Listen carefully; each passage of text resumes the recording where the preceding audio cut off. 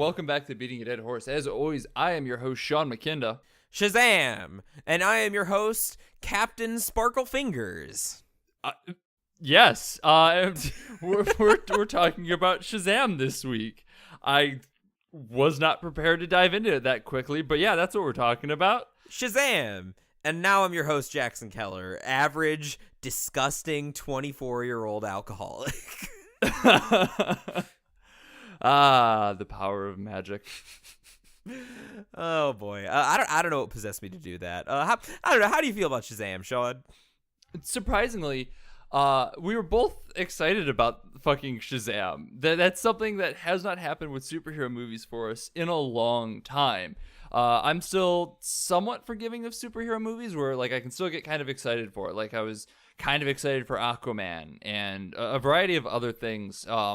But like you've been very jaded for a while about the superhero phenomenon, which I understand. Yeah. Like it makes sense. I mean, they showed me the trailer for Spider-Man Far From Home at the start of this, and like I love Spider-Man as a character, as it like if our conversations on the Raimi movies and Spider-Verse weren't a clue for you, but like I just saw this trailer and I'm like, oh wow, Spider-Man goes to England. I can't believe they had the gall to show that trailer right after the Endgame trailer where Spider-Man's supposed to be gone for good.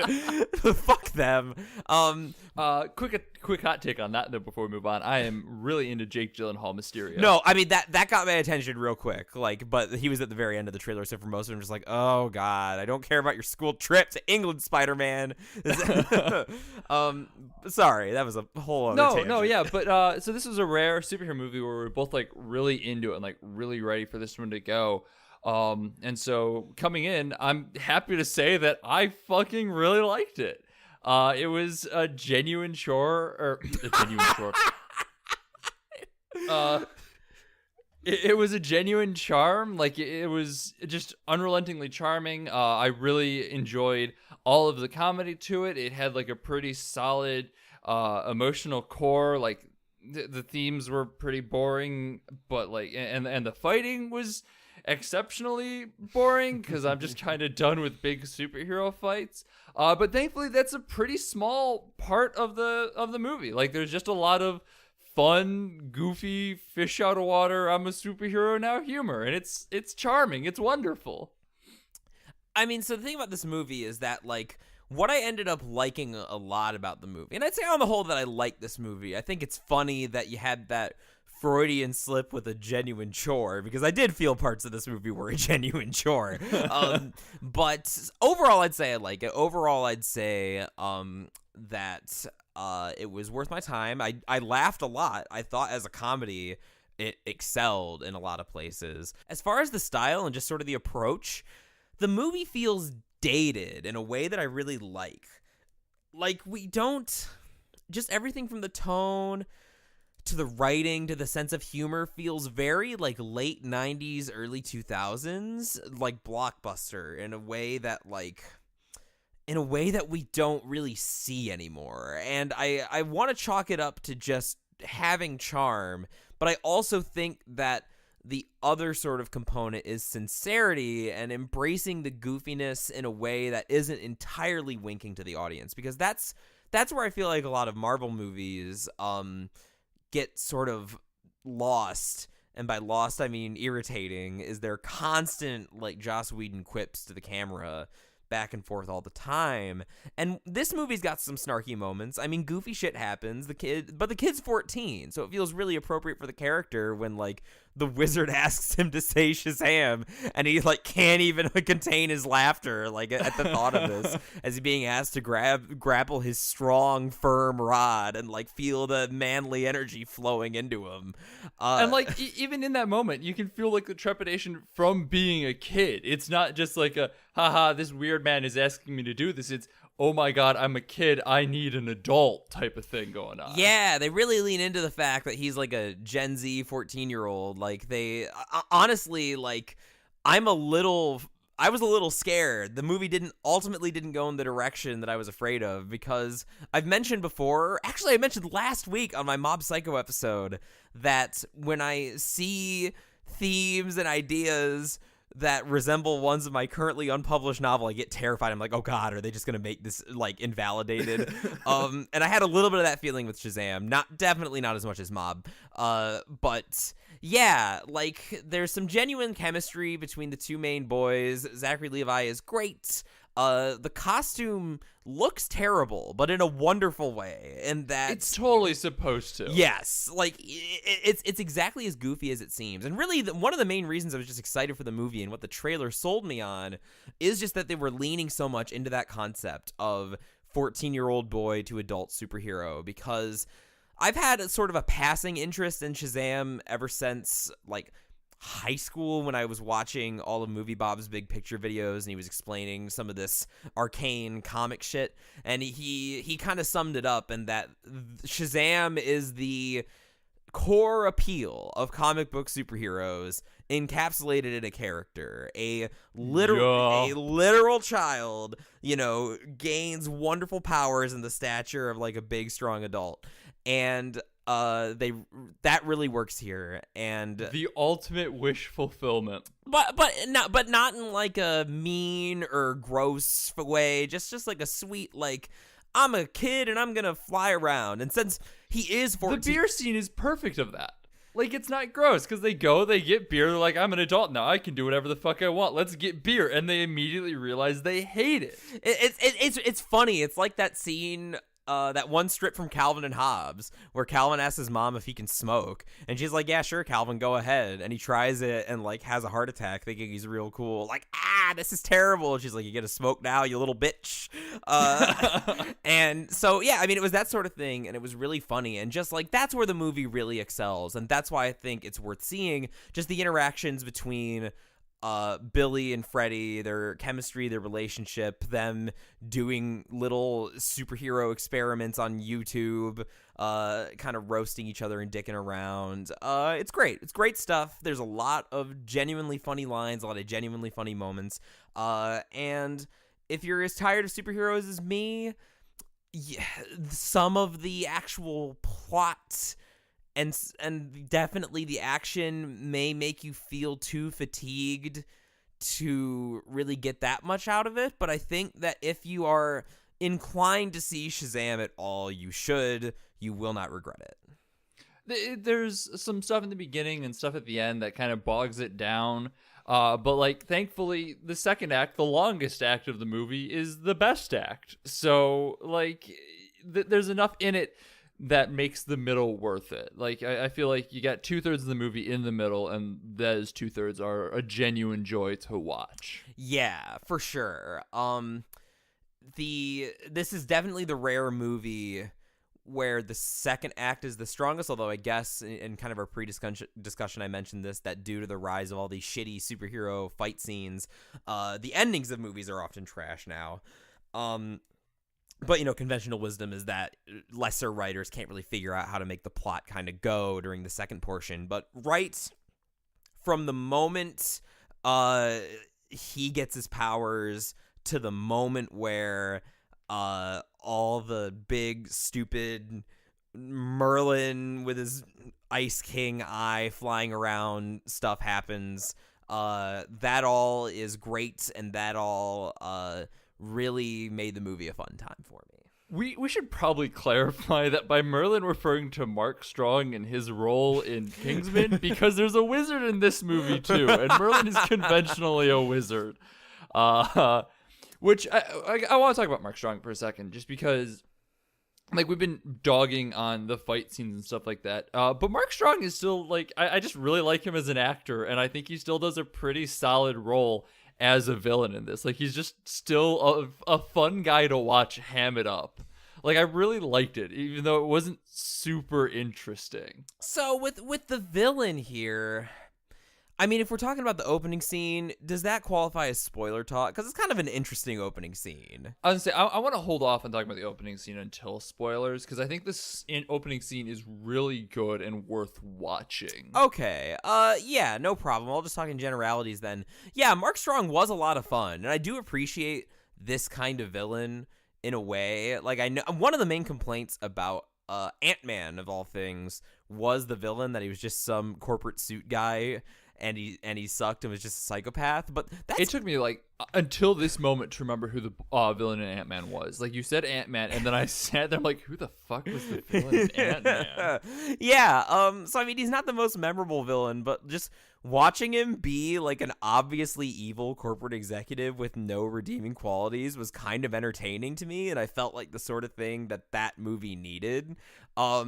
And in this case, it's a little more complicated in this case, but Mark Strong as a villain was entertaining. And I mean, it's always a pleasant surprise to see Mark Strong. Every time I see him, I'm like, oh, it's Merlin, which is why I called him Merlin in this. But yeah, I think that I genuinely agree. There's not a lot to his character all told, but he's fun, and that's more than I can say for like Malekith. Go look that up. You forgot who Malekith was, didn't you? The only reason we know who Malekith is because we use him as a reference point all the fucking time. Malekith is a weird paradox in that I've noticed he's the go-to for shitty generic villains. So by virtue of being the shittiest Marvel villain, he almost becomes notable. Oh my god. What a fate. No, so like the whole movie, I think in general though is either really good or just okay. Like I don't think there's anything in it that's particularly bad, and I feel like had this movie come out in the Spider-Man era, like the early Raimi Spider-Man era, it would have stood out just because it is like the action was fresh at the time, but we've seen it so much now, it does fade into the background. So like I don't necessarily think that there's anything particularly wrong with Shazam. I think it's just a matter of we've seen it all before so many times. Like we have been inundated with the superhero big third act at this point. Take this statement for what you will, but I think if I had seen this movie at 12 years old, it would have been my favorite movie of all time. Oh, God, yeah. No, like that's 100% the case. This movie is just the perfect 12-year-old movie. And actually, I want to use that as a segue because I need to talk about something I've been bubbling to talk about this for so long. This was a genuine brain blast moment for Shaw, so I'm just gonna let him have it. Wait, what do you think I'm gonna talk about? Oh, I thought you were gonna talk about the cameo. The reference. No, I'm talking about that in the spoilers. Oh, you're talking about that in the spoilers. Oh, well, shit. What are you going to talk about then, Sean? So walking out of this movie, I heard a kid who was probably 12. And like this ties into the fact that you're talking about 12-year-old kids and we're talking about early superhero movies and everything. This kid could not have been older than 12, 14, somewhere in that range. And I was just sitting there and I overheard just from out of the corner of my, auditory perceptors, that's nothing, that this kid's favorite movie is Spider-Man 3. Yes! I was like, we adore Spider-Man 3. We are two of the people that actually really enjoy that movie. So we're not knocking this kid for his view. When I heard this, like my head was just like, what the fuck did that kid just say? Not because I was mad at him, but because I was trying to figure out why this 12-year-old kid who lived through the entirety of the Marvel Renaissance, the superhero Renaissance, everything that happens, his favorite movie is Sam Raimi's Spider-Man 3. Like the much maligned Spider-Man 3. That kid, genuinely a tastemaker, a cultural better than the rest of us. He knows what's up. He grew up in the era of the MCU, and yet he's still such a absolute mad lad that his favorite movie is Sam Raimi's Spider-Man 3, probably released when he was either a baby or not even born. I was gonna say, I would not be surprised if this kid was not born when that movie came out. And I'm like, because that was the other question I had. It's like, how the fuck did you see this? With everything else that's out right now, why did your parents, I assume your parents, sit you down and say, we're going to watch Raimi's Spider-Man trilogy? Like, his mom or dad must have been a huge Spider-Man fan and, sat down and watched the first two. Like, whatever parent is a big Spider-Man fan probably hates Spider-Man 3, but showed it to that kid just to complete the trilogy, and that's the one he Yeah. fixated on. That's my best guess. It's like when my mom showed me the Star Wars movies, because it was a similar situation, in that, you know, I was growing up in the era of the prequels, so she showed me the originals, and I was like, oh yeah, these are cool, but you know, Revenge of the Sith, that was the one I really responded to. So, but that's different because that would have been contemporary at the time. So, And it would have, if the prequels are coming out, it's like a direct relation. Like, there's a direct link. The Raimi Spider-Man movies are non-canon. that's true. It's bizarre, and I fucking adore that this kid stood up at the end of goddamn Shazam and said Spider-Man 3 is my favorite movie. It was the surrealist thing I have ever heard, and I have been bubbling to talk about it because I just could not believe it. Kid, if you're out there, start your own podcast. I want to hear all your reviews. You absolute mad genius. Yeah, so that was my big theater hot take from this time. It wasn't a bad one. It was literally just earth-shattering. Something happened. Some cosmic void spit this child out from an alternate dimension.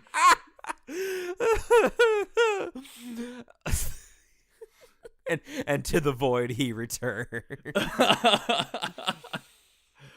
Oh god, yeah. So that was my big surprise. What a pleasant surprise indeed. Yeah, as I said, like, normally my movie theater stories are horror stories. This time it was the greatest thing that has ever happened to me. So do you want to talk about spoilers? Do you have anything else you want to say before we dive into it? No, I think general impressions, I laid them all out there, so I'm ready for spoilers. Cool. Then before we do, let's talk about what we're doing next week. We're going to have a guest, someone that we mentioned a lot on this podcast, and someone who has a very spicy take, from what I understand, about the new Pet Sematary movie. That's right. We're bringing on Haley, my girlfriend, who I talk about a lot because I watch all these movies with her. She came to me and was like, hey, do you and Sean have an opinion on Pet Sematary? And I'm like, I have not seen Pet Sematary. And she's like, well, all my friends hate it, and I thought it was good, so I want to come on the podcast and talk about it. And I'm like, fuck yeah, fam, let's do it. Let's just do it and be legends. So that's what's happening next week, and I couldn't be more excited. Yeah, I mean, it was either that or it was the fucking new Hellboy movie, which I don't think is gonna be good. It looked interesting, but then the more I've seen of it, the more I'm kind of not into it, especially because I'm reading the Hellboy comics right now, and yeah, Big oof. So yeah, let's talk spoilers. And before we talk real spoilers, I have to talk about the other thing that I am absolutely bubbling to talk about. Yeah, this is what I thought you were referring to, because when you mentioned 12 years old, that lined up with your life experiences. Oh so. my god, that's why. Yeah, that's why. So there is at one point, fucking Billy as Shazam and the kids are walking around in the Cave of Wonders or whatever the hell it's called, and one of them opens a door, and this tentacle comes out and like looks at them, and then they slam the door shut really quick. And for like the past 4 or 5 days, whenever the fuck I saw Shazam, I've been thinking that tentacle looks so familiar, and I could not for the life of me figure out why. I figured it was just something that like kind of like lizard brain reminded me of something. Until I was talking to Jackson, and you said that, yeah, there's something familiar about it. So I'm like, okay, maybe I'm not crazy. It reminded me of, like, the Xenosnakes from Prometheus when that one idiot puts his face in the black goo. That's what I was thinking. But Sean went even deeper. I'm like, all right, so I'm just going to fucking Google this. And the first thing I came across was a Reddit post, which is one of those things where you kind of have to take with a grain of salt, but doing a little bit more digging on my own is absolutely the case, because the goddamn tentacle door is a reference to the 2007 movie The Mist, of which there are 12 people that like that fucking movie. The fact that they did this is the most insane thing, because it's the exact tentacle that reaches in when the kid is dragged out from the garage and, you know, slams onto his chest. It's the exact same tentacle. The door is filled with mist. The director was originally a horror director, so it kind of lines up there. I don't know why they did this. As I said, there's going to be 12 people in the goddamn world that get the reference. but god damn it, they did it anyway, and I love them for it. And that's Sean's deep cut of the week, everybody. Yeah, so if you watch The Mist, enjoy that little fun fact. If you haven't, your life is unchanged. But if you have watched The Mist, you should go see our Halloween episode about The Mist, where we talk about it. Okay, enough shilling. Let's talk about that opening scene. Hell yeah. It's fucking dark and moody and great, and I love it. I wasn't sure about it at first, because I'm like, wait. At first, I felt a little betrayed. I thought they were doing an Assassin's Creed 3 on me when it opens in, like, 1977, and I'm like, wait a minute. 1977, is this like the father of Shazam? I know Shazam's supposed to be the father of Shazam, because he's supposed to. I'm going in. I knew he was supposed to be like an orphan. So I'm like, are we gonna see like this whole stupid backstory with his dad? But that's not the case. We do get, as Sean says, a pretty dark, moody, interesting scene. I will say, the father of Shazam sounds like one of those goddamn early dark universe-esque movies, like The Bride of Frankenstein, the father of Shazam. Father of Shazam. But yeah, so we get this little young Sheldon, little twerp, and he is playing with a magic 8-ball, and he gets taken to the Shazam extended Cave of Wonders by the wizard. And the wizard, I mean, I was definitely not Merlin, Shazam, who is but that is also the colloquially known as the superhero title in the movie, but the wizard is also named Shazam. So Shazam invites him into the Shazam cave, and honestly, I was really feeling for the kid. Like, the wizard was kind of a dickhead. Oh yeah, like he's like, I'm going to promise you, the wonders, my champion, my pure of heart son. Touch this, little glowy rock. Then he grabs it. And he starts to like put it closer and closer to his face. He's like, no, even though I told you to touch the glowy rock, you can't have it. You're bad. I'm sending you back to your abusive ass family who thinks you're. It's the kind of people who would unironically use the word cuck in 2019. So then, I thought that would be it as far as the flashback goes. Eventually, of course, I understood, like, okay, this is giving us the villain's motivation, which set me up to feel like the villain would be a stronger character, that this would be, like, at minimum, kind of a Doc Ock scenario where we get his life story and are allowed to feel a little sad for him. So it's kind of... I mean, honestly, this does nothing really for the villain. This is kind of more about setting up the wizard Shazam than anything. Yeah, I know, but then, between just, how much attention is given to, his shitty family, it's so strange that the villain isn't a more complex character, given a pretty good setup, I think. Oh god, yeah, no, the beginning, as I said, is moody, dark, edgy. It's really good. It's a really good setup for a villain. But they just never really touch on it again. At one point, he comes back and throws his shithead brother out a window, and it's really satisfying. But God, that's the end of the arc. I love that he tosses the shithead brother out the window, and I was honestly sad when the dad, who was an even bigger shithead in my opinion, at least the brother was a teenager, and when that happened, but the dad was even worse in my mind, and he just gets torn apart by the bagools that he summons. I mean, but we don't see it. We get that nice extended take of Big Bad Beetleborg throwing his brother out the window as he screams and falls into the city streets. Way more primally satisfying. I actually I want to come back to that scene in a little bit. I want to talk about that. Sure. But let's go back to the beginning. Talk about the beginning some more. Yeah, so the beginning, I will say that, the beginning had me a little worried when it seemed like it was there just to exposit that wizard 7 deadly sins bullshit, especially because, the movie is so goofy. I'm like, are you handling this the right way, Shazam? I don't know if you are. But then when the car accident happens, when he starts freaking out and his family blames him for the accident with the semi-truck, or the car that T-bones them after they nearly miss a semi-truck.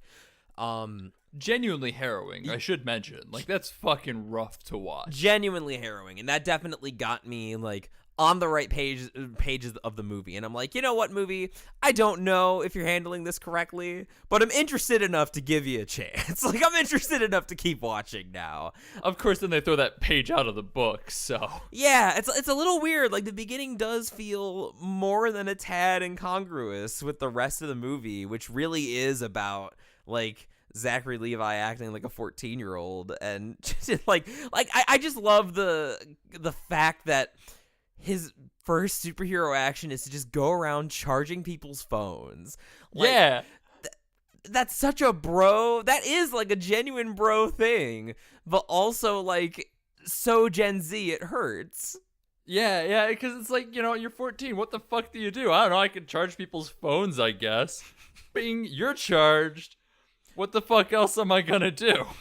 just walk around and take selfies, and I just really love how genuine it feels to me. I mean, I don't know if an actual 14-year-old watched this, if they would really like feel like they could connect to the character, but I mean, the kid compared it to Spider-Man 3, which is probably a good thing there, considering that was his favorite. Like, if the kid leaves and goes, that was like Spider-Man 3, my favorite movie, and I mean that feels a good reference point to me. I was gonna say, like, we'll use that as our evidence, but like, speaking as someone who was 14 at one point at least, like, I really like the presentation of oh, really? its. I got to skip that age actually.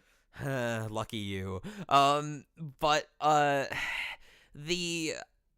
the thing about it is that, like, when you're writing 14-year-olds in the media, there's so often a temptation, because that's like the terrible middle school age that's seen as bad both for the kids and because of the kids. It's so easy to write them as just like really shallow monsters, but the way that they act feels genuine and sympathetic, even when they're being like less than heroic. And you always they're like shallow monsters, not because they're genuinely shallow monsters, but because they're still trying to figure out who they are. Yeah, and so like him, except for the bullies, they're genuinely shallow monsters. The bullies were like, speaking of, so most of the movie feels like a late 90s, early 2000s superhero movie, but like the bullies felt straight out of like The Karate Kid or something. I was gonna yeah, they were super 80s. The fucking line when he's on the goddamn carousel and he goes, oh my god, I just spit on a baby, was genuinely so fucking funny. God, I mean, I laughed so much in this movie. Like, I can't remember the last time I laughed out loud at a comedy like this. Like, I genuinely think that when the movie's being a superhero comedy, it's really fucking funny. It is. It's really well done. And God, and like even the like when Billy takes his car, like, I mean, like, literally their first action on screen is to run down a disabled kid with a truck. Like, yeah. Like that's the kind of bullies we're in for. So like, I expected them to sort of trash the, like, he takes the car, he picks it up, uses his powers, and it kind of sets you up for like, oh, he's gonna steal the car, or like maybe he's gonna put it on the roof of some like skyscraper, and like they're gonna see it on the news and go like, what? But he just drops it. He just drops it from like a mile up in the sky, and it explodes. And I genuinely didn't see it coming, and it was funny. No, it was really refreshing, because like they're sitting there pressing the button and it's beeping. I'm like, okay, it's on like the roof of the school. They're gonna turn around. It's gonna be tropey, and then they just falls. I'm like, all right, nope, never mind. I'm into it. Yeah. Fuck yeah. And like, oh god, I just love the whole like YouTube video format, that when they're testing out the powers, I like when he lights the box on fire. Oh my god, when he tells him to shoot him in the face, and he's like, yeah, hang on, wait, what? God, oh god, that whole scene was so fucking good. And it just they really like tossing people out of windows in this movie, and I really appreciate it. It's satisfying. I mean, it's birth, right? It's birth. You exit the world of fetal childhood into the world of serious adult analysis through the window. Through the window, like Vince Vaughn. Through the wall. Yeah, of course. Yeah, no, it's like the more we talk about it, like the more I realize that like that middle chunk is just so goddamn charming. And like we were saying, like it's a weird juxtaposition to the opening, which is also a very good opening. But then like there's just the end third, which still has some very charming moments in it, like the kid spitting on the babies is in the final act. And there's this whole reveal that like he can turn all the other foster kids into the Shazamily, and it's adorable. But then they start punching things and it gets boring again. It's weird how much is really, really good interspersed with some just boring stuff. Yeah, so like the Shazamily, right? That was a cool reveal, and I like this. I was surprised by how much I did like the Shazamily as characters, because obviously Freddy gets a lot of characterization, and Darla, was that her name? Yep. The younger sister? Yeah, Darla. So I expected maybe them just get the bulk of the characterization, but everyone else kind of gets in on the action too. So like it's satisfying. It's genuinely satisfying when they get the powers, especially because like there was like a gut punch line for me earlier when Freddy and Billy are getting into a fight, and Billy's basically like leaving him out to dry, and Freddy's like, fuck you, like I'm disabled, why did you get the powers, like you don't deserve them, you piece of trash. So like it's genuinely really nice, like that he gets to indulge in his like superhero fanboyism, and it's a genuinely heartwarming little moment. But then what does he do when he gets there? He just punches some more green stupid amazing Spider-Man lizard monsters. Yep. Yeah, no, the fighting is just boring. I want actually just this is something that I was talking about with my significant other when we walked out of the theater, in just that like DC, for as terrible as they are at making movies, like looking at you, Man of Steel, Batman versus Superman, all that good stuff, are crazy good in diversity. Like they're just super casual, where they're like, yeah, this kid's disabled, and it's like it's gonna be a plot point, but it's not gonna define him. Like it's not just who he is. There's a lot more to this kid than that. Like one of the foster kids was clearly gay, but like you don't see headlines like first gay kid in a superhero movie type of thing, or just like vague lip service to it, like they did with Gaston's whatever Josh Gad character. Like there's just a lot of really good representation. Wonder Woman was the goddamn beat Captain Marvel by a year and a half or whatever. DC does a lot of really good representation. It's just too bad their movies are ass.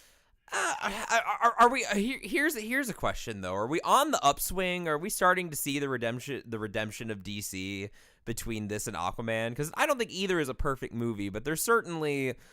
Like now, I think if we're looking at the swath of the DC extended universe, you have 4 movies that aren't worth watching and 3 that are. And 2 of those are the most recent ones. So, like, could this be are we in a moment? Like, is DC like finally catching up? Well, let's do a quick Google upcoming DC movies. What do we got? We've got Joker, which technically is not in the same universe.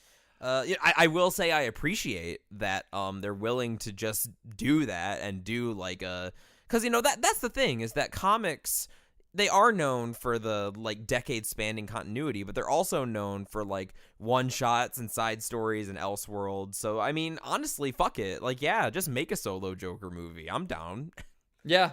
I just don't want another resurgence of fucking Joker shitheads being all like, oh, I got bullied on the train, and so now I can fucking shoot up schools and stuff. Because that's the last thing we need right now. They're definitely, I think if we're going into other DC stuff, that trailer looks interesting at minimum.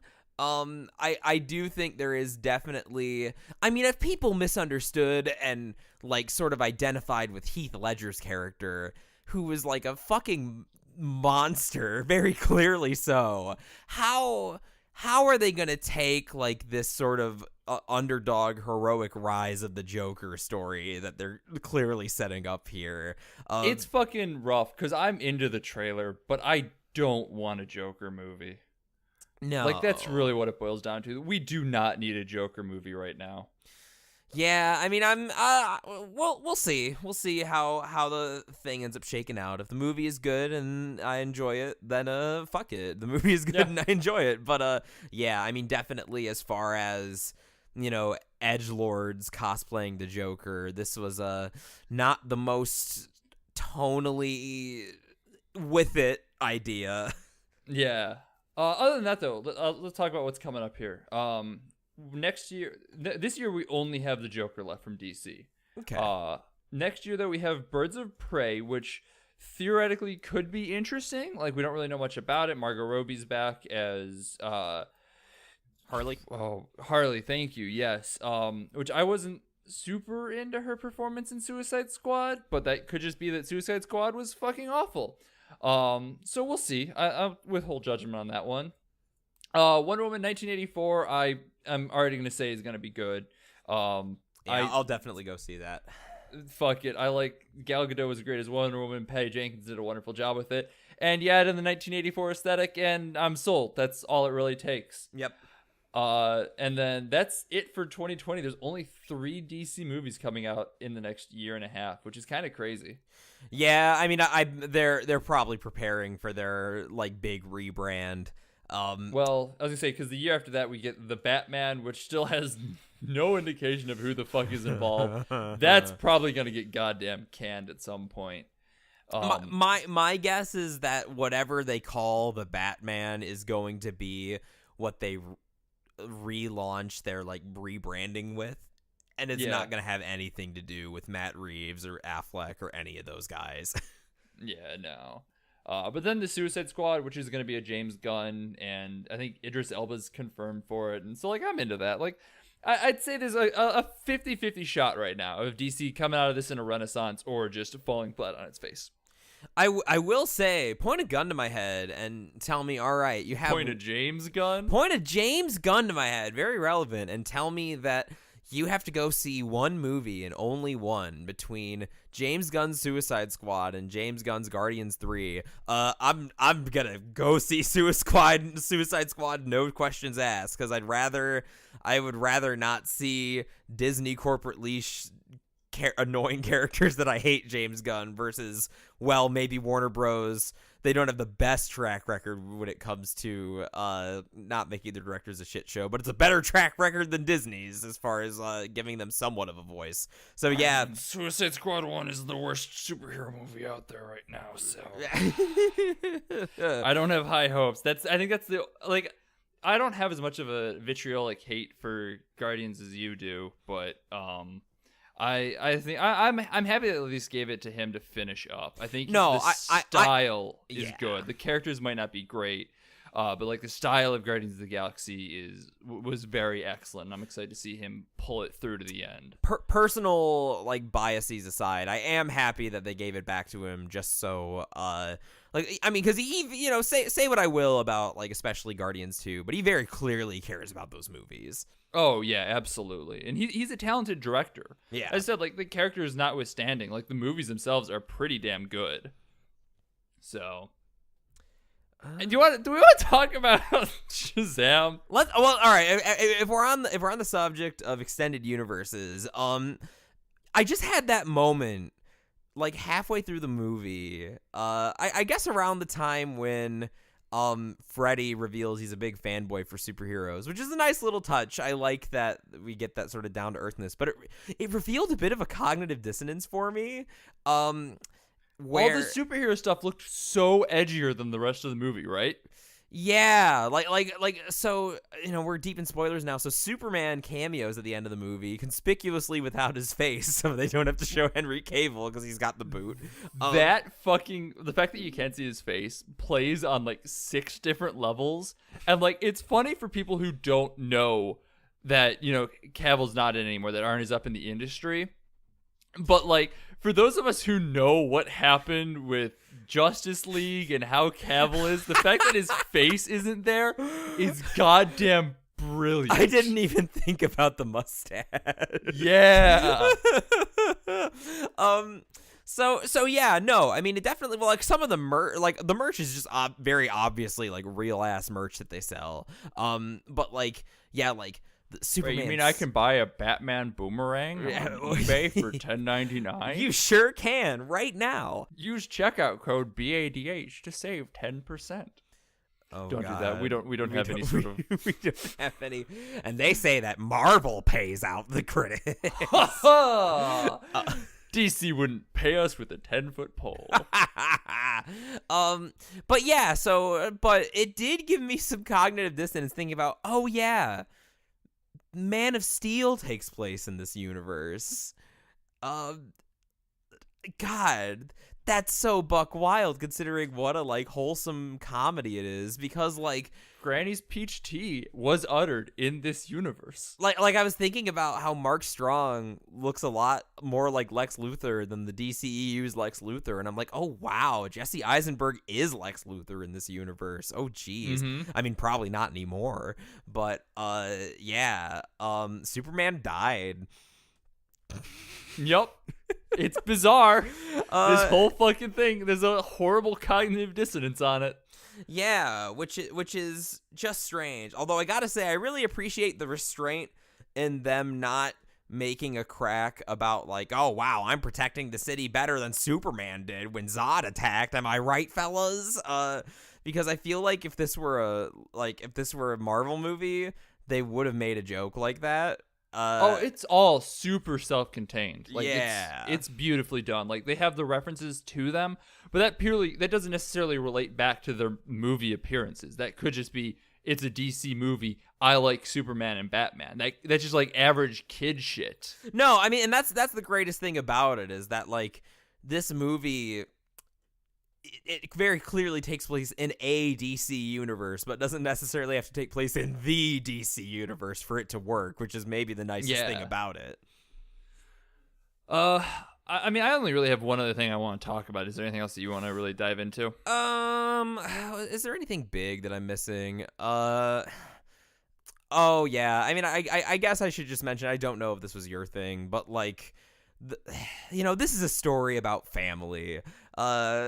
Like, not that any of the dramatic stuff was like poorly done, but like I was just so checked out because of all the movies that are about a ragtag group of people who aren't like officially family becoming family. And so I mean, I think this is what you're kind of talking about with the whole like problem of being so jaded by superhero movies. I could see myself being genuinely touched by that, because this has a lot more basis and a lot more emotional weight, considering the plot line of him like searching for his mom and this situation with being a foster kid. But it just rings so hollow because I've seen a bunch of Avengers and Guardians movies and even fucking Suicide Squad talking about being a family, and I'm like, when Deadpool's doing it, it's played out. Have you seen Suicide Squad now? Last I asked, you haven't. I have not seen Suicide Squad. Okay. I was just making that up. But that might need to be a bonus episode. I think we should do Suicide Squad as a bonus episode, because I have a copy of it just waiting to be opened. I've seen that movie twice already. Maybe 3 times. I don't know. Let us know. Let us know, fans. Do you want Suicide Squad? We did the rest of the DC movies. I watched that fucking movie in preparation in case we talked about Suicide Squad, and then you're like, nah, I didn't have time, and I'm like, god damn it. I never wanted to watch that again, and I did. And now you might have to watch it 3 times. Oh, fuck me running. The funniest story about that, though, is at one point, like a couple months later, Sam was flipping channels, and she's like, Sean, the worst DC movies on TV. And I'm like, what, Suicide Squad? And she's like, no, Green Lantern. I'm like, okay, Green Lantern, in comparison, is not that bad. Honest to God, I kind of still like Green Lantern, like the Ryan Reynolds. It's not great. It has some serious pacing issues, but there's some charm behind it. Suicide Squad has nothing. So I'm going to talk about the last thing I want to talk about, which unsurprisingly is more 90s nostalgia and like comparison to Raimi's Spider-Man, and specifically the scene where he fucking brings everybody in and throws his brother out the window, because it's one of those things where like you really see that the director worked with horror before in the same way that you see Raimi worked with horror before in Spider-Man 2's hospital scene. Like, they're just genuinely chilling. Like, there's some very horror cliches to it, like with all the people pressing against the glass, like trying to get away.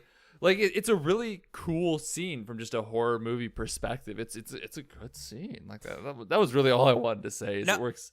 I mean, I was surprised by how like when that lady melted at the beginning. Like just how randomly horrific this movie is in parts. The lady melting at the beginning though was also just very stupid. Very stupid, very funny, but partially funny because of how over the top horrific it was. Oh yeah, no, she just like straight up fucking gets Thanos snapped for no goddamn reason. She touched a door and got mad at Mark Strong. Note to self, don't get mad at Mark Strong while touching doors. Stay away from Mark Strong at all costs, lest you piss him off. But yeah, I mean, that was all I really wanted to say is like that's another easy comparison to the early stuff where like it's a solid mixture of camp and horror that it just apparently works really well for superhero movies. Get more of it. Have more directors step outside of their comfort zone. I mean, fuck, James Gunn is that too. Now that I think about it, because he's got a bunch of weird stuff. The best fucking superhero directors are all horror based. Learn from this. Huh. Raimi, you got fucking James Wan who did Aquaman, which is I still say is one of the better superhero movies. It's goddamn stupid, but I unironically loved it. This is really good. Fucking get more horror directors in here. What are you doing? You know, I feel like I can't formulate a reason why that is as clearly effective as it is. But I feel like that there's a pretty solid connection just in the sensibilities of horror and in the sensibilities that like a good approach to a comic book movie has. But I can't put my finger on it right now. It's just a horror that like the average human can't deal with. Like I think that's the whole thing is like when you're up against something that's like basically cosmic eldritch horror, that's terrifying for us. But you put a superhero in there and it's suddenly faceable. And I feel like you just take the superhero out and you have a horror movie. You put the superhero back in and you got a superhero movie. It's the same base concept, just slightly different lighting and stuff. That's my argument. Like that's going to be overly simplified, and like if I did a little bit more research, I'm sure I could give a little bit of a more satisfying answer. But I literally am formulating this on the fly, so I'm sorry. It's worth looking into. It's worth discussing further. Yeah, absolutely. And then there's fucking. Have you seen anything about Brightburn? We're just gonna talk about other movies really quick. Have you seen anything about Brightburn yet? No. For a moment I thought you said, have I seen anything about Breitbart? And I'm like, unfortunately, I've seen too much about Breitbart. Oh yeah, you know the new Breitbart movie that's coming out. Fucking the guy who's the guy who made that terrible movie last year? Like he made like a second Birth of a Nation or whatever. Oh God. Whatever, it doesn't matter. No, he'll make Bandendorf. Yeah. No, Brightburn is a James Gunn movie, but it's like a horror movie with a superhero. It's basically like Kryptonite Red or Superman Red Sun or whatever, where Superman's just evil. Which I'm already exhausted by that idea. Like there are 4 Superman stories, and one of them is what if Superman but evil. So I'm curious to see if he can do anything different with it. But right now, I'll go see it for sure because I like James Gunn as a director. But there's a lot of horror movie things that you can do with superheroes. Like there are superhero stories that are horror stories. I don't need you to do. It's like the Joker thing. That's not what the climate calls for right now. You know what it does call for? I don't know what you're gonna say, but fuck you already. I didn't even have anything clever ready. I was just kind of hoping it came to me, but your reaction was enough at the mere implication that I was gonna say something contrarian. So I'm satisfied.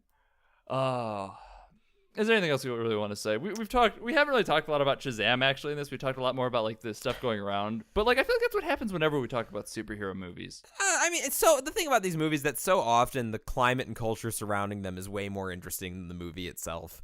I mean, like the days. I don't know when was the last superhero movie that was like interesting in its own right without having to talk about like the business and shit. Into the Spider-Verse. Yeah, into the Spider-Verse. I even that though, I feel like I all I had to say about it was that like yeah, visually it's incredible. I would say maybe Black Panther had like some real themes to pick apart and character moments. Even though a lot of the movie was let down by Marvel stuff. I don't know. Whatever. Point is, I think this is the nature of the beast. The movie's charming. The movie's funny. It's got boring fight scenes. Not much to say beyond that. Yeah, you've listened. If you're a regular of the podcast, you've listened to us talk about a number of superhero movies, and for us to spend a good chunk of change just heaping praise on Shazam says a lot about what we thought about it. Like, yeah. we clearly kind of hedging with some of it. Like, it's really good, but there's some bad stuff to it, or not even bad, just boring stuff to it. Is pretty standard for us, but like the fact that we didn't focus on the boring and bad and instead focused on like this part was genuinely very funny or this part was really well directed says a lot about what we felt of the movie. So like I said, I think my two biggest takes, interpret them how you will. This probably would have been my favorite movie of all time at 12 years old. And if you are the sort of person inclined to see Shazam, go see it. Yep, I'll mirror that pretty much 100%. So I've been Sean McKinda. You can find me on Twitter at Sean_McKinda. You can check out my website, isortof.com. If you're waiting for our next video game live stream, that's coming in 2 weeks. We're going to be talking about Danganronpa 2. And the reason I bring that up is because I've been streaming Danganronpa 2 over at twitch.tv/helpus_skippy all the time. So if you want to get a little bit of a preview of my takes and tastes, you can do so over there. And I am Jackson Keller. You can find me at our patron-exclusive Discord server. What? Hell yeah. We'll talk about that in a minute. Yeah, I do also stream with my pal Connor. We play Smash late at night like vampires at twitch.tv/Genghis_Khan_. Come fight. Come hang out. Come chat. It'll be a good time. They talk about movies a lot over there too, so like I'm there pretty frequently as well if you want to like argue with both of us at once. So I'm just usually in chat though, so. Yes. But come do. It's great. Yeah, it's a good time. They have a lot of cool people show up and have cool conversations. And if you want to talk to the podcast, you can do so at BADH_cast on Twitter. I mean, that's just if you don't want to show up at Twitch and you still want to talk to Jax or something like that, you can tweet at that. It'll also let you know if we've got things coming up, plans changing, all that stuff and whatnot. And as Jackson alluded to, we do have a Patreon at patreon.com/BADHcast. You guys can really help support us, and it lets us make more episodes and keeps us ad-free and all that good stuff. At the $5 tier, we release a bonus episode a month. So if you want to go listen to some bonus episodes, you can do so over there. We released the uncut version of our Life After Death, which features 15 extra goddamn minutes of content. So it's a wild ride. On that note, I would like to shout out our $10 patrons. So thank you, Autumn, Keller, and Julia. You guys are incredible, and we really appreciate you. As always, thanks to 25 Years Later Site.com for hosting us. They have a bunch of really cool people doing a bunch of really cool criticisms and analysis of various properties. I've got a bunch of writing on there too, actually. So if you want to read more of my stuff where I'm a little bit more eloquent and less on the fly, you can do that. And also thanks to Lords of the Highway for the use of our theme song. It is Suicide, alternate take off the album High Octane, Low Expectations. They're a wonderful band. Go check them out. They're on Spotify. All that good stuff. As I said, next week we're going to be talking about Pet Sematary with Haley, which should be a very interesting time. I'm excited to have another guest episode. Those are always a lot of fun. So stay tuned for that. We said more guests. We promised more guests. Here are more guests. And it's going to be great. Wonderful. Fuck yeah. And Danganronpa's in 2 weeks, so get ready for that over at twitch.tv/helpus_skippy as well. Bye.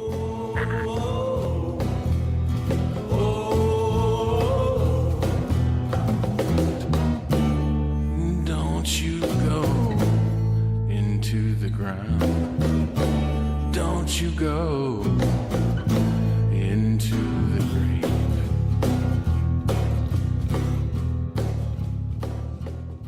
I hope you keep in my bird craw.